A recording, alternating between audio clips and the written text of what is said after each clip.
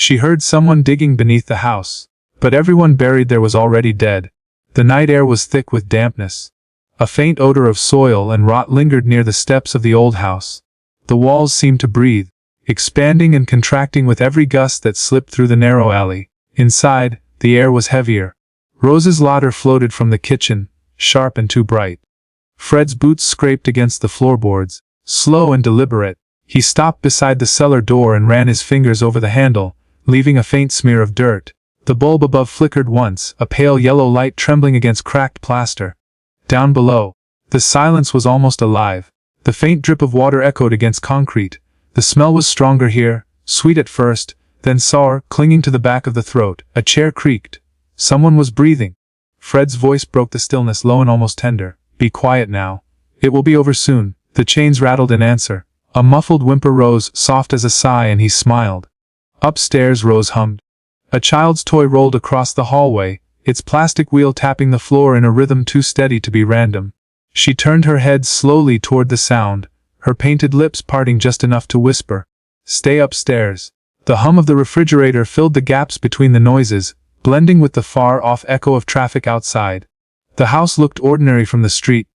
Place of tea and laughter, curtains drawn just right. But under the floorboards the air vibrated with something else, something that watched. Fred descended the steps again, lantern in hand.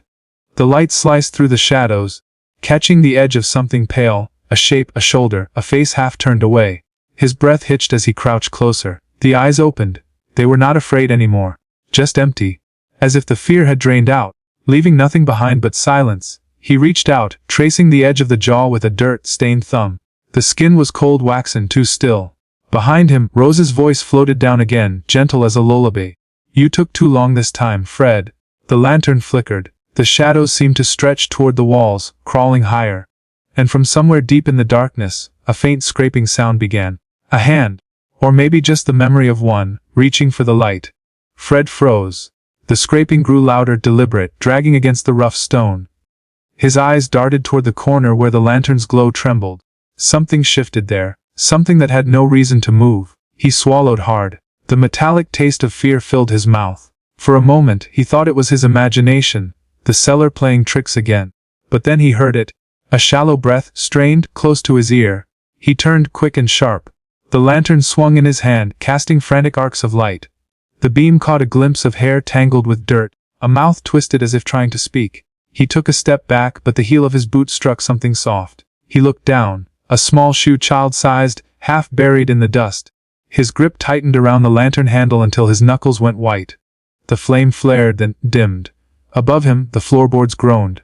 Rose was moving, slow, careful steps that matched his own breath. Her shadow stretched across the top of the stairs, motionless, listening. "Fred," she said softly, "you did not lock the door again." His chest tightened. He turned to the cellar wall, where old bricks bore the marks of a shovel's edge.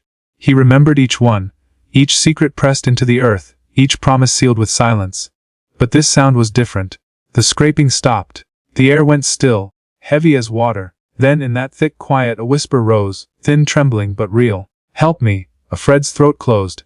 He stepped back, the lantern shaking. That voice was not new. He had heard it before, years ago. Before the garden was filled, before the house grew so quiet. Rose's hand appeared on the banister, pale and ringed with dried flour from the kitchen. Her voice carried down, calm and commanding. "Go back upstairs, Fred." But he did not move. The voice below called again, clearer this time. And as he stared into the dark he saw it, the faint outline of a face behind the bricks, eyes open, watching. The breath caught in Fred's throat. The eyes behind the bricks glimmered in the wavering lantern light, wet, alive, pleading. He stumbled backward, the flame flickering wildly as it caught on the damp air. A low hum began above him, Rose still singing, her voice distant yet sharp enough to slice through his panic. He whispered, half to himself, "That is not possible." But the face did not vanish. The mouth moved again. Silent at first, then forming words that scraped through the darkness. "Why did you leave me here?"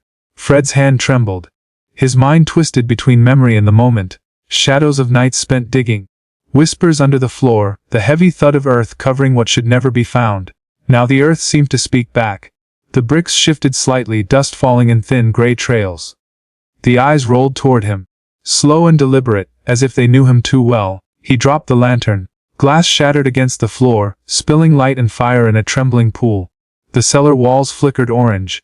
The face behind the bricks vanished, swallowed by smoke and shadow. But the voice, soft, fragile, rose above the crackling. "Fred." He turned toward the stairs. Rose was there now, half lit by the fire's glow, her smile too calm, too knowing. "You hear them too, do you not?" she said quietly. Her tone carried no surprise, only the comfort of routine, the kind that came from repetition. Fred opened his mouth to speak, but the words refused to form. The air grew thick, the smoke twisting around him in ribbons that smelled of burnt cloth and soil. Rose stepped closer, her silhouette framed by the light from the kitchen behind her. She whispered, "They are only restless when you forget them." He turned back toward the wall, where the bricks now bulged slightly, as if something pressed from the other side. The sound returned, fingers clawing softly, slow and certain. This time there was no mistaking it, they were waking. Fred staggered backward until his spine struck the cold stone wall. His breath came shallow, ragged, as the scraping deepened into a dull thudding from behind the bricks. The sound was steady now, rhythmic, like a heartbeat echoing through the walls. He looked at Rose. Her face was calm, her hands folded neatly in front of her apron. The firelight danced across her eyes, making them shimmer with something that was not fear. "Let them be," she said softly. "They have nowhere else to go." Fred shook his head. The room seemed smaller now, the air too thick to breathe. The shadows of the flames licked across the ceiling, stretching higher, forming shapes that almost looked human. He pressed his palms against his ears, but the sound went straight through him. Inside his bones, inside his mind. "Rose," he said at last, his voice cracked and hollow. "They are trying to get out." She tilted her head, almost curious. Her smile widened just a little. "They are part of us now, Fred. You made them so." The thudding stopped.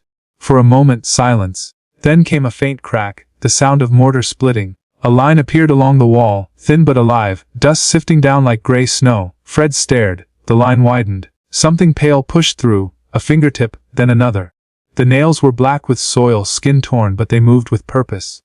The wall was no longer a wall. It was breathing. He stumbled forward, gripping the lantern's handle though the glass was gone, as if light could still protect him.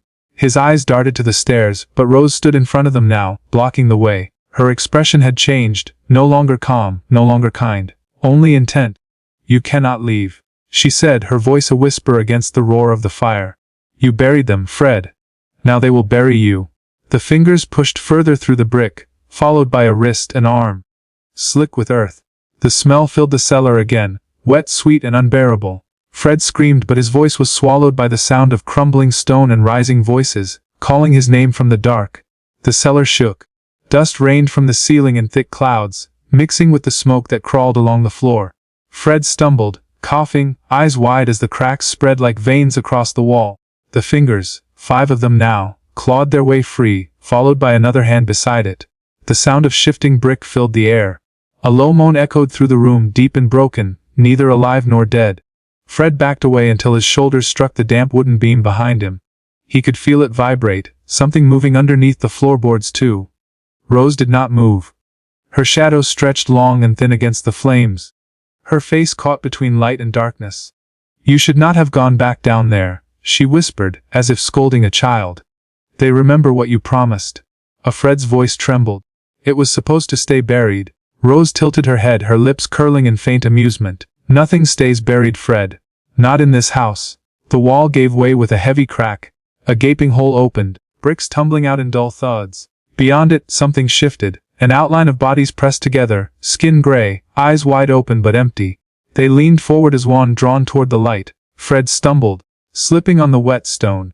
His hand brushed against a shovel half hidden in the dirt. He grabbed it, lifting it as if it could make a difference. The weight felt wrong, too light, too useless. A cold hand caught his ankle. He looked down. The touch burned through his skin, ice spreading up his leg. He swung the shovel down once, twice, but the grip only tightened. The voices rose, a chorus of whispers, merging into words. "Stay." He dropped the shovel. His breath came fast, shallow, choking on the smell of rot and fire. Rose stepped closer, her face now glowing with the reflection of the flames. Her eyes shone with something almost tender. "They just want you near, Fred. They waited for you." He tried to pull away, but the arms dragged harder, pulling him down toward the hole. The earth below was moving, opening, swallowing. As the firelight flickered across the cellar, Rose's song returned, soft, steady, almost gentle. And beneath it, Fred's scream faded into the sound of shifting soil. The cellar fell quiet again.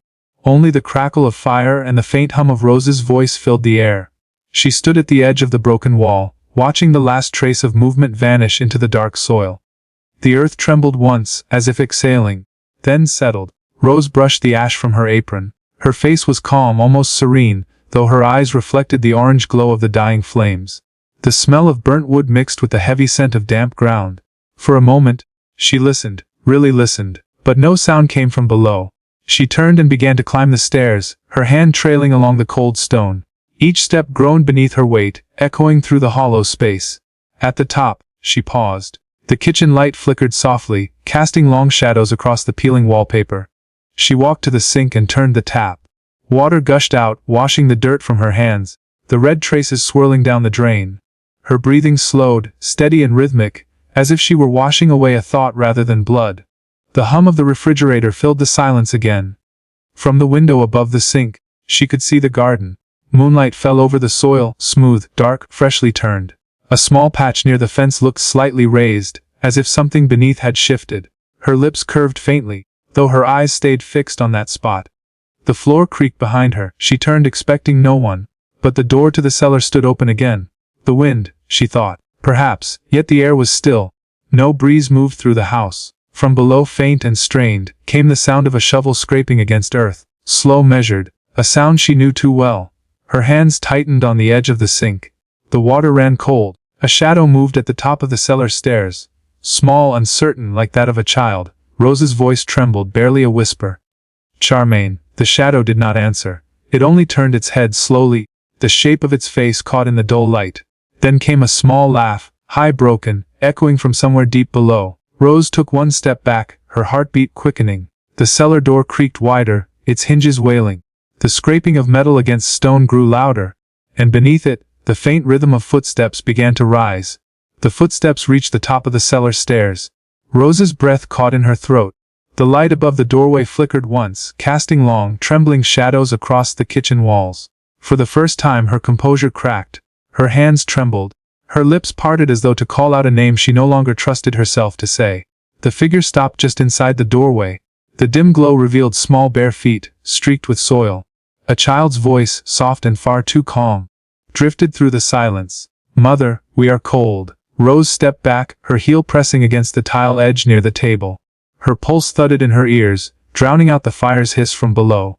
She tried to speak, but her voice faltered under the weight of that sound, innocent, quiet, yet accusing.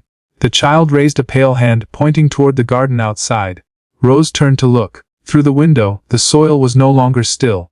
It pulsed faintly, rising and falling, as though the ground itself breathed. The air in the kitchen thickened, the smell of damp earth seeped through the floorboards. The lantern flame downstairs guttered out. Darkness crawled up from the cellar, swallowing the last traces of warmth.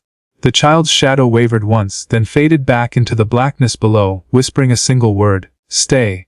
A Rose stood frozen, her reflection trembling in the glass of the window. Behind her, the cellar door closed slowly, without a hand to push it. The latch clicked. She exhaled, long and slow, her face expressionless once more. Then she turned off the tap, dried her hands carefully, and reached for the kettle. Outside, the garden was still again, neat rows of soil under the pale moon, quiet, untouched. Only the faintest echo remained beneath the house, a soft lullaby, and the sound of someone gently humming along. Vef. End of story.